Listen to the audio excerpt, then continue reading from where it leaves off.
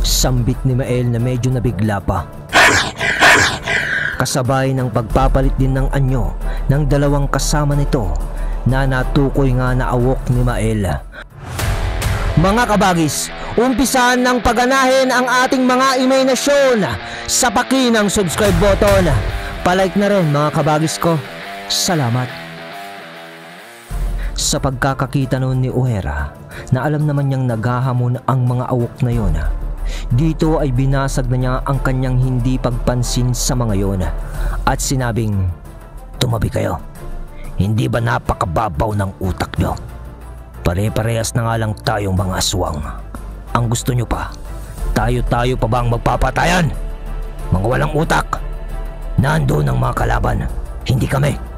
Salita ni O'Hara sabay turo sa lugar ng mga Kastila.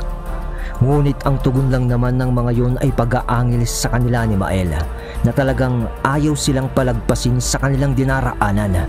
Nang di nakapagpigil si O'Hara, mabilis niyang dinakma ang isa doon sa batok dahil para ring mga aso ang mga yon. Medyo mas malaki lang pero nasa posturang aso lang sila. Hindi kagaya ng mga gabunan na parang mga tao ang postura. Kaya naman pagdakma ni O'Hara ng mabilis sa batok noon, agad niya yung inihampas sa lupa na may intensyon lamang na saktan ito at hindi para patayin. "Lumayas kayo sa harapan namin bago pa ako mapundi sa inyo." Nang makabangon naman yung inihampas ni O'Hara, mga tunog.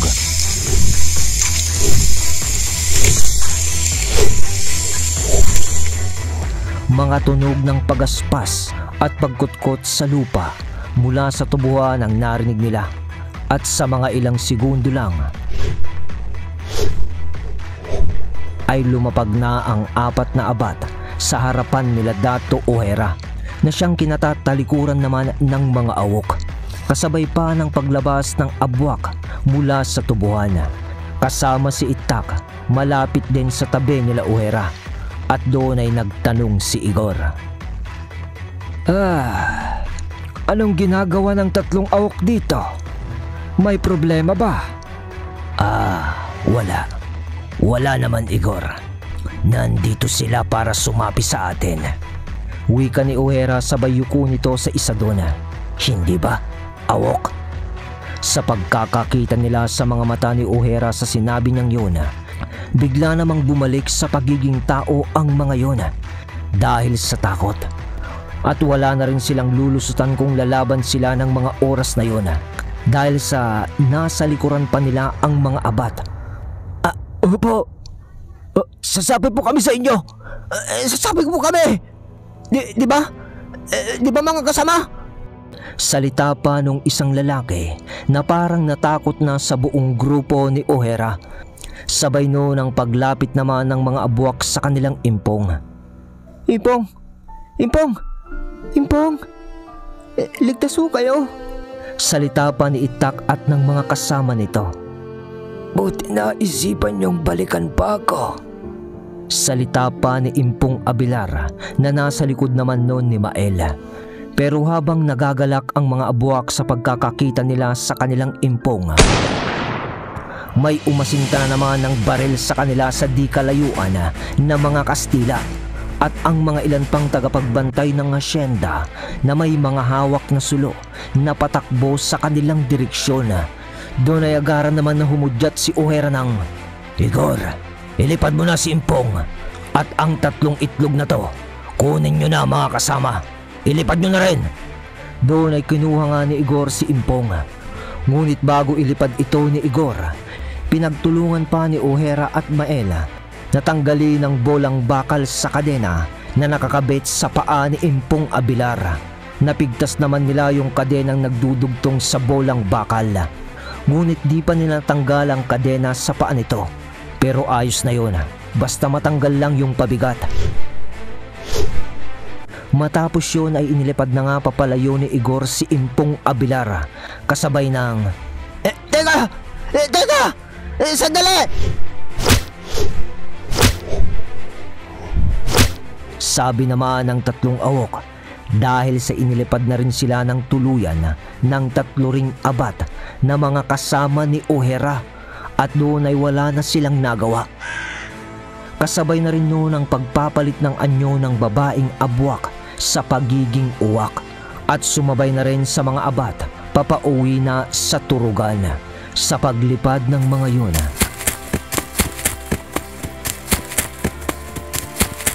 ay agaran naman ang pagtakbo na nila O'Hara kasama ang mga natitira pang abwak. Dahil sa panay na ang putok ng baril noon sa direksyon nila at sa kakayahan nga ng mga ito sa kabukiran at malalawak na tubuhan ay hindi na sila naabutan ng mga humahabol sa kanila. Natapos ang gabi na yon at sa huli, kahit na nagkaroon man ng bulilyaso sa pagliligtas nila sa impong ng mga abwak, ay nagtagumpay pa rin sila. Kinaumagahan,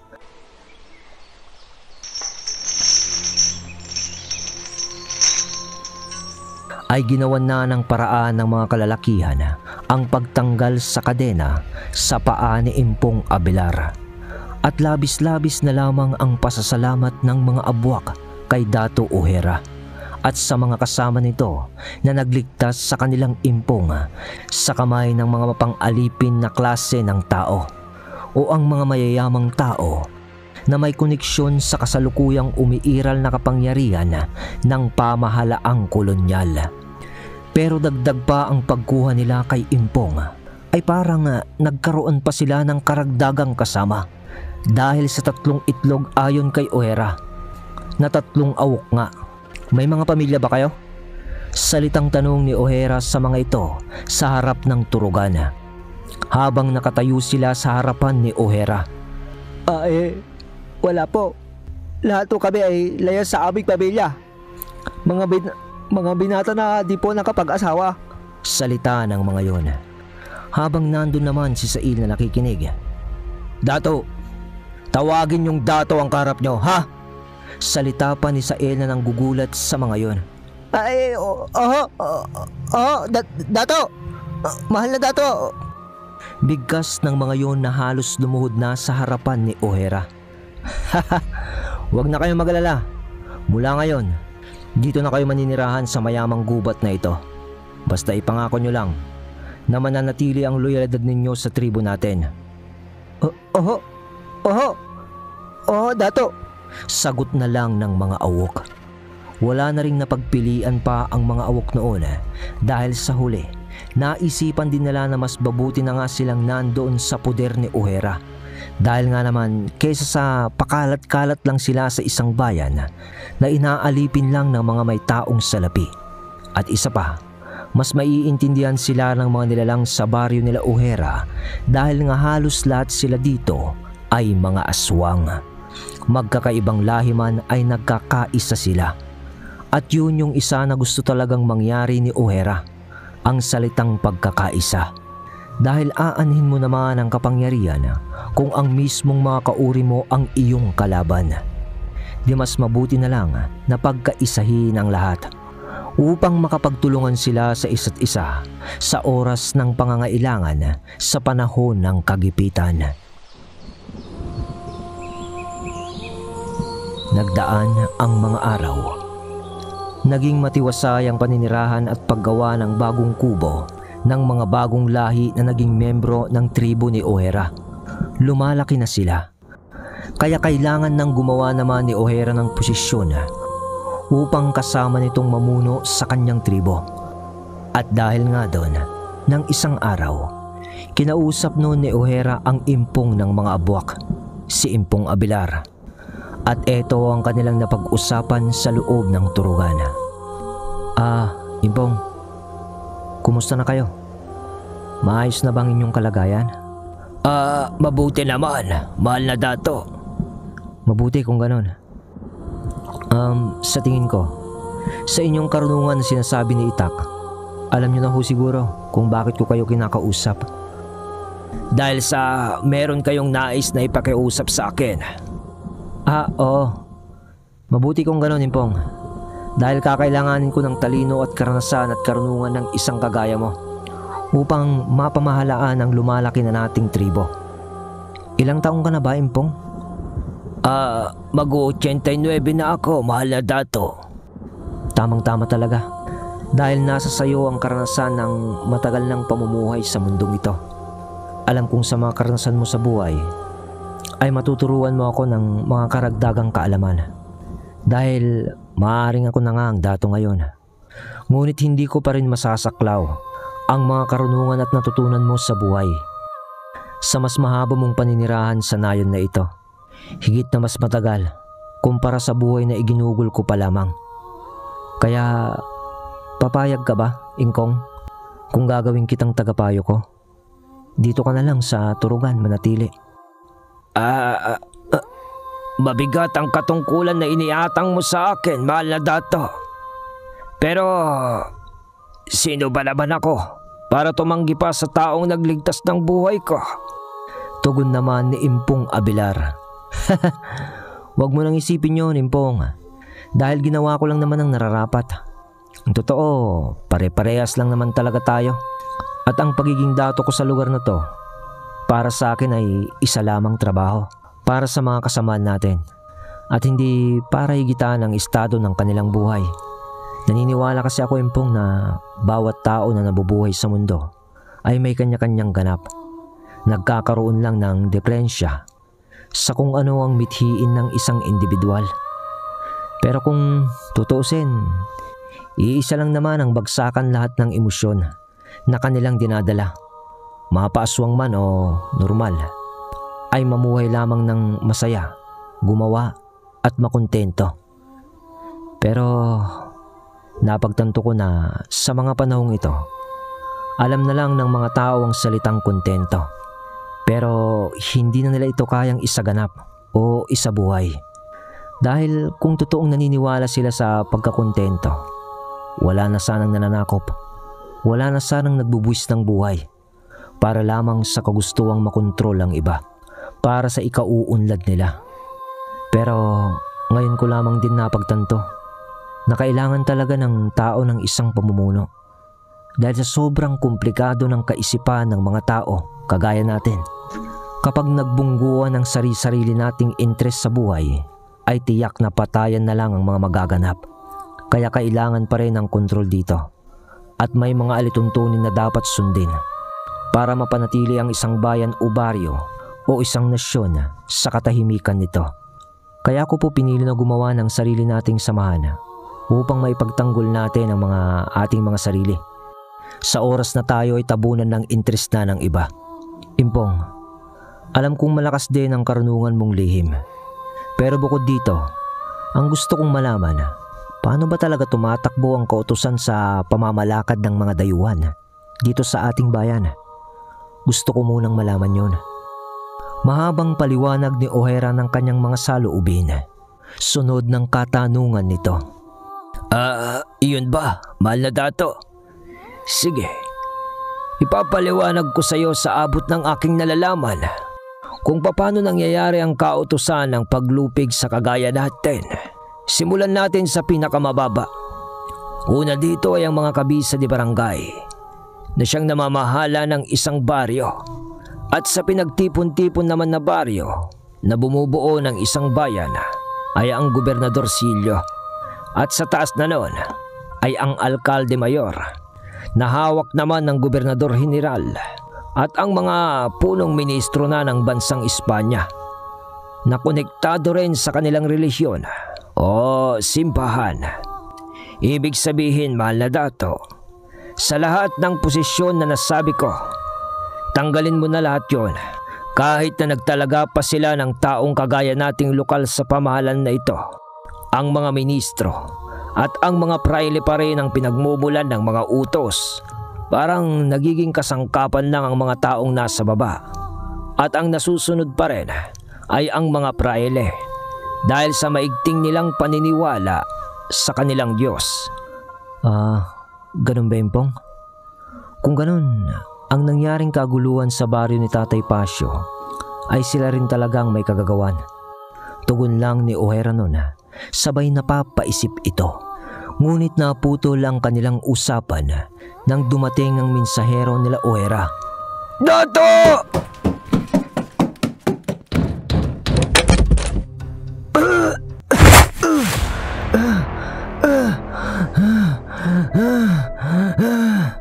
Bumagsak na lang bigla ang katawan nito sa sahig ng turugan pagbukas niya ng pinto. Agad na lumapit naman na nag-aapura si Ohera dito dahil sa halos maghinalo na ito na parang hindi na makahinga ng maayos.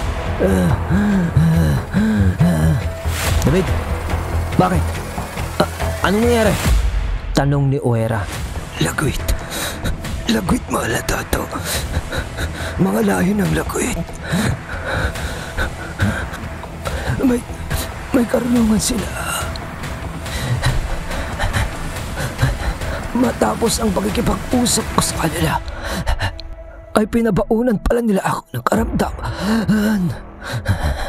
Salita nun na parang hirap na huminga. Sa paglapit naman ni Impong Abilara, hinawakan niya agad ang pulso nitong si David. Ano? Isa itong barang, Dato. Ano? Barang? Huwag kang mag-alala, Dato. Kakayanin kong matulungan siya sa bagay na ito. Pero sa ginawang ito ng lahi na yon, parang nais nilang iparating sa'yo na... Napaisip ng segundo nun si Ohera. Naghahamon sila. Di na nun napaimik pa si Impong Abilara at napatango na lang ito sa sinabi ni Ohera. Ngunit kasabay noon ang biglaan na lang pangingisay ni David. Anong nangyayari? Malakas ang isang to, Dato. Bigkas naman ni Emong sa tanong ni Ohera. Bitawan mo muna siya, Dato. May nais atang makipag-usap sa'yo. Binitawan naman ni Ohera si David noon sa pangingisay nito. Hanggang sa tumigil na yon sa kanyang pangingisay. Pero alam nilang buhay pa yun dahil sa pagtaas-baba ng dibdib nito sa malakas nitong paghinga. Hanggang sa kumalma rin ito. Pero nakapikit na noon si David nang biglang magsalita ito nang may garalgal na boses. Ikaw pala ang Dato na sinasabi nitong asong gubat na mensahero mo. Salita ni David. Nagamit lang ang katawan nito ng isang nilalang habang nakahiga ito sa sahig ng turugan. Akin ang pamumuno sa angkan ng kiwig. Dito, ako ang Panginoon nila. Akala mo ba, papayagan na lang kitang basta kunin mo ang aking pinaghahariang lugar? Mga bigkas ng bibig ni David. Nagamit pala ng kaluluwa ng isang mambabarang na lagwit. Nang sumagot naman si Ohera, Magbabayad ka sa ginawa mong ito sa aming mensahero. Ako mismo ang dudurog sa'yo pag nakita kita. Talaga? Yun kung makikita mo ako. Tawa pa nung kausap ni Ohera na nakasanib sa katawan ni David. Sabay pangingisay ulit nito at pagkalma na parang nanghina ang katawan ni David. Nang gagalaitin na nun si Ohera sa nangyaring iyon sa kanilang mensahero. Sabay sabi niya kay Impong Abilar Impong, maililigtas mo ba siya? Sa abot ng aking makakaya. Pero yun nga lang mas maganda kung mapapatay mo ang gumagawa nito sa kanya. Ganun ba? Kaya mo bang tukuyin ang lugar ng mambabarang na yon? Susubukan ko. Dahil nakikita kong malakas ang bakod niya at matibay ang loob nitong pumasok sa katawan ni David na hindi siya nangangambang mahuli ko. Pero susubukan ko lahat ng aking makakaya para matunto ng mambabarang na yon. Sige, kung may progreso na, pakiusap, Impong. Unahin mo munang gamutin si David. Usapan ng dalawa. At doon ay lumabas muna si Ohera sa turugan upang makausap naman ang mga tao na bago nilang mga katribo.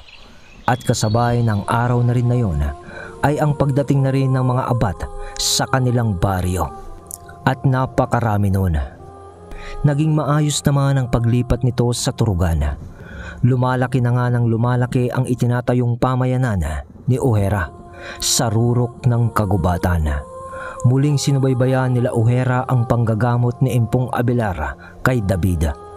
At nakakalungkot mang malaman para kina Ohera na ang tanging magagawa lang ni Impong Abelar sa ngayon ay ang panatilihing magtagal ang buhay ni David dahil sa hindi nito mapalayas ang mga espiritual na insekto sa katawan ng minsahero. Dahil sa kaliwa rin ang tangan nito. Ibig sabihin ay hindi tatalab ang mga usal at mga pamarusa na ginagawa nun kay David dahil sa parehas lang sa kaliwa ang kanilang mga ginagamit. At ang pinakamabisang lunas dito ay ang paslangin na ang mambabarang na lagwit na namamarusa sa minsahero. At dahil nga doon ay sinikap naman ni Impong Abelar na matunton ang lugar ng mambabarang. Dahil sa karamdaman ni David ay di na ito makapagsalita. Sa pag-abot pa nga lang ng paghinga nito ay hirap na siya. At doon ay nasabi ni Impong Abelar na sa bandang silangan ang kinaroroonan ng mga lagwit, kung saan pinamumunuan daw ito ng isang mapagmanipulang mambabarang. At para mahanap naman ni Ohera yon na hindi siya nawawala, tinawag ni Impong Abelar ang isang apoy na ayon sa kanya ay kaibigan na parang San Telmo.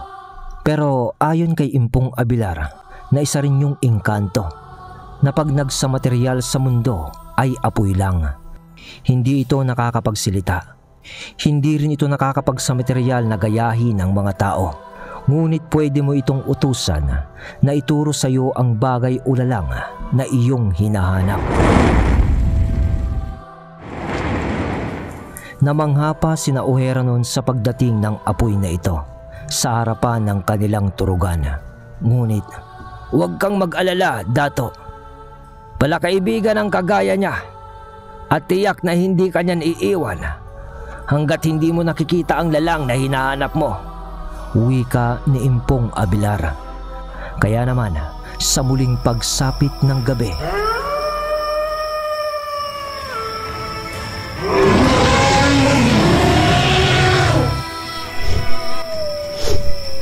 sa baryo ni Dato Ohera, nagpalit ng anyo si Dato Ohera sa sagad nitong estado upang magmadali na papunta sa lugar ng mga lagwit o ng mambabarang. Sigurado ka ba, Dato? Na ikaw na lang mag-isa? Baka kailangan mo ng tulong, mahal na Dato. Tanong pa ni Sail at ni Igor sa Dato. Ngunit, kaya ko na to. Dito na lamang kayo. Ako na lang ang pupunta. Gusto kong pagbayarin ang mampaparang na yun. Panahon na para ipaalam sa ibang lahi ng aswang kung ano ang kayang gawin ng isang dato. Sige, mahal na Dato. Tugon naman ni Sail. Mahal na Dato. Palaala lang. Balita ko, tanyag daw ang mambabarang na makakaharap mo. At ang pangalan niya ay Rinundo o kilala nila sa palayaw na Rinon. Dahil sa lakas nito sa paggamit ng mga insekto o pambabarang nga. Kaya mag-iingat ka lang, mahal na Dato. Salamat sa paalaala, Igor. Pero mas maganda yun kung tanyag siya para malaman ng lahat na walang pwedeng mangahas na bumangga sa atin sa mga lahi ng aswang kahit ang isang tanyag pa na lagwit na mampaparang. Panahon na para magpakilala tayo.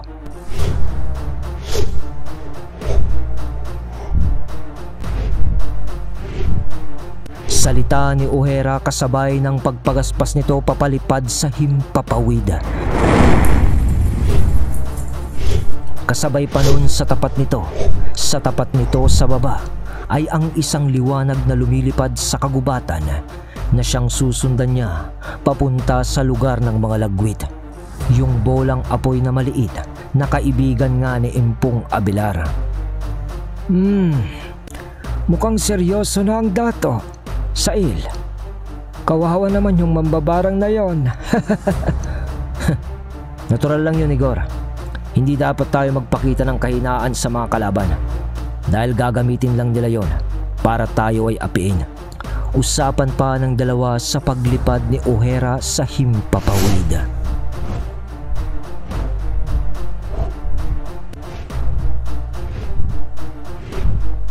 Oras ang lumipas nang hindi pa man nakakaabot ang bolang apoy na sinusundan ni O'Hara, ay natanaw na nito ang isang baryo sa gilid ng isang mahabang ilog.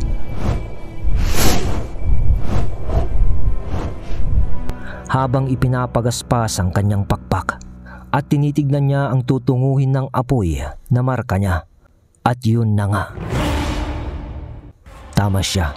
Yun na ang sityo na hinahanap niya. At dahil doon, naisip na nitong bumaba sa kagubatan, malapit na sa sityong iyon.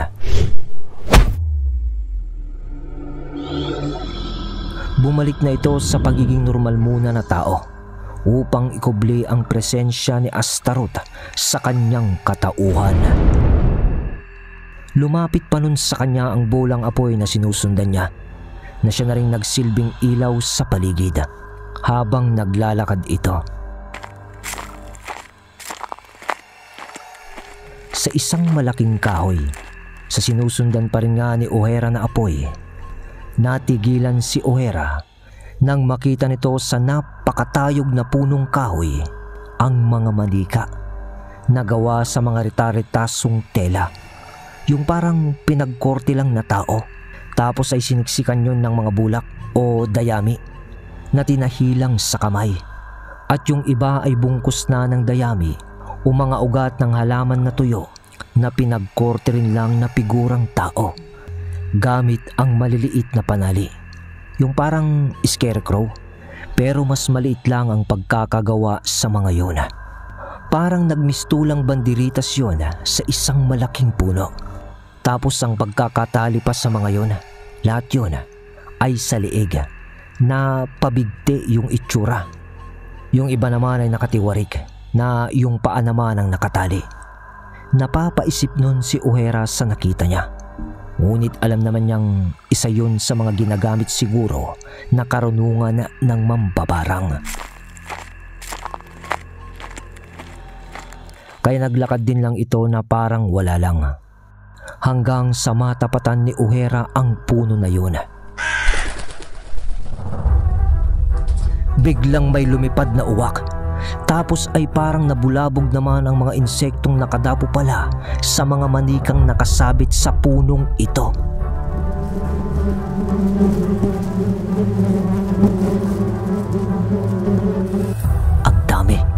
Ang dami ng insektong yun na hindi naman malaman ni O'Hara kung anong klase ang mga ito.